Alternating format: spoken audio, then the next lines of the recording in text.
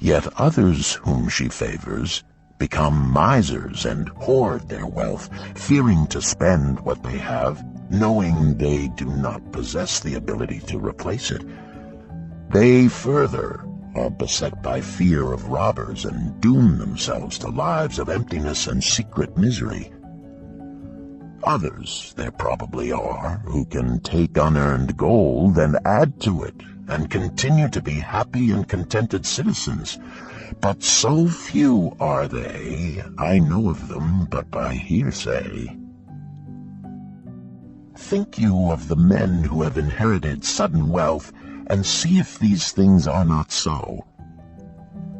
His friends admitted that of the men they knew who had inherited wealth, these words were true, and they besought him to explain to them how he had become possessed of so much prosperity. So he continued, "In my youth, I looked about me and saw all the good things there were to bring happiness and contentment, and I realized that wealth increased the potency of all these. Wealth is a power. With wealth, many things are possible. One may ornament the home with the richest of furnishings. One may sail the distant seas. One may feast on the delicacies of far lands. One may buy the ornaments of the gold worker and the stone polisher. One may even build mighty temples for the gods. One may do all these things and many others in which there is delight for the senses and gratification for the soul. And when I realized all this, I decided to myself that I would claim my share of the good things of life. I would not be one of those who stand afar off, enviously watching others enjoy. I would not be content to clothe myself in the cheapest raiment that looked respectable. I would not be satisfied with the lot of a poor man.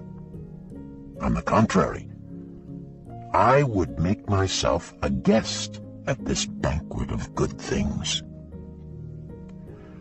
Being, as you know, the son of a humble merchant, one of a large family with no hope of an inheritance, and not being endowed, as you have so frankly said, with superior powers or wisdom, I decided that if I was to achieve what I desired, time and study would be required.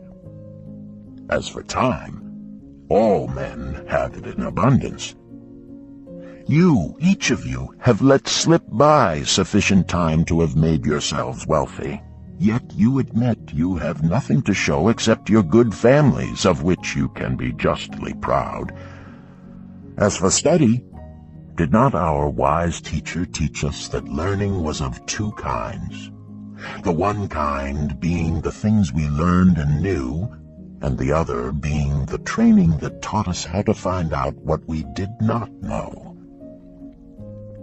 Therefore did I decide to find out how one might accumulate wealth, and when I had found out, to make this my task and do it well. For is it not wise that we should enjoy while we dwell in the brightness of the sunshine? For sorrows enough shall descend upon us when we depart for the darkness of the world of spirit. I found employment as a scribe in the Hall of Records, and long hours each day I labored upon the clay tablets. Week after week and month after month I labored, yet for my earnings I had naught to show. Food and clothing and penance to the gods and other things of which I could remember not what absorbed all my earnings, but my determination did not leave me.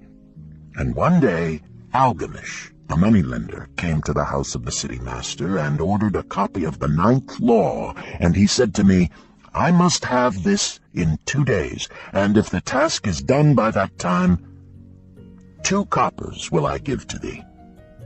So I labored hard, but the law was long, and when Algamish returned, the task was unfinished. He was angry, and had I been his slave, he would have beaten me. But knowing the city master would not permit him to injure me, I was unafraid, so I said to him, "Algamish, You are a very rich man. Tell me how I may also become rich, and all night I will carve upon the clay, and when the sun rises, it shall be completed." He smiled at me and replied, "You are a forward knave, but we will call it a bargain." All that night I carved, though my back pained and the smell of the wick made my head ache until my eyes could hardly see. But when he returned at sunup, the tablets were complete,